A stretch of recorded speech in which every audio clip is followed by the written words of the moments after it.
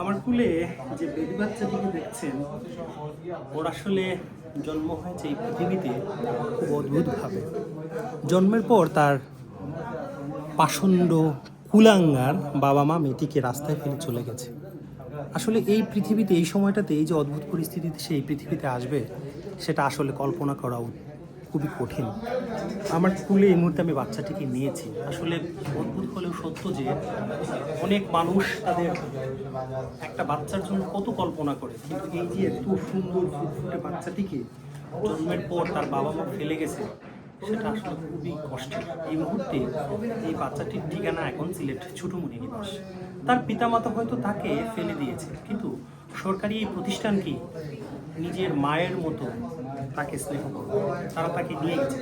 আজকে সকালে সিলেটের বিশ্বনাথ উপজেলার রামদানা গ্রাম থেকে বাচ্চাটিকে উদ্ধার করে স্থানীয়রা, তারপর পুলিশের সহযোগিতায় অর্থাৎ প্রশাসনের সহযোগিতায় বাচ্চাটির ঠিকানা হয় সিলেট ছোটমণি নিবাস। এবং এই ছোটমণি নিবাসে এই মুহূর্তে ছোটমণি নিবাসের যারা কর্মচারীরা আছেন, তারা তাকে মেয়েটিকে এসে কান্না করছে, মেয়েটিকে তারা আপনভাবে নিয়েছে। আমরা একটু কথা বলবো ছোটমণি নিবাসের সিলেটের যিনি তত্ত্বাবধায়ক লাকিপুর কাছে। দিদি, এই বাচ্চাটির আসলে ঘটনাটা কি? আপনারা তো সবসময়ই এরকম বাচ্চা পেয়ে থাকেন, এটা আসলে কিভাবে কেমন করে আসলো?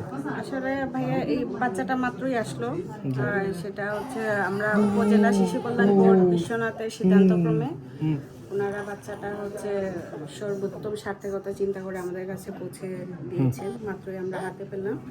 তো এই বাচ্চাটাকে এখন আমরা লালন পালন করব। তার যাবতীয় সরকার দায়িত্ব নিয়েছে। হ্যাঁ, সরকার যা তার যা প্রয়োজন সবকিছু সরকারের পক্ষ থেকে আমরা করার চেষ্টা করব। Thank you so much. আমরা কথা বলছিলাম সিলেট সমাজসেবা অর্থাৎ ছোটমণি নিবাসের যিনি তত্ত্বাবধায়ক লাকিপুর কাছে, খুবই ভালো একজন মানুষ। ওনার সাথে কথা বলছিলাম। তিনি বলছিলেন যে এই মুহূর্তে আসলে সরকার ওনারা এই বাচ্চাটির দায়িত্ব নিয়েছেন। তার বাবা মা আসলে কে সেটা এখনো আইডেন্টিফাই হয়নি।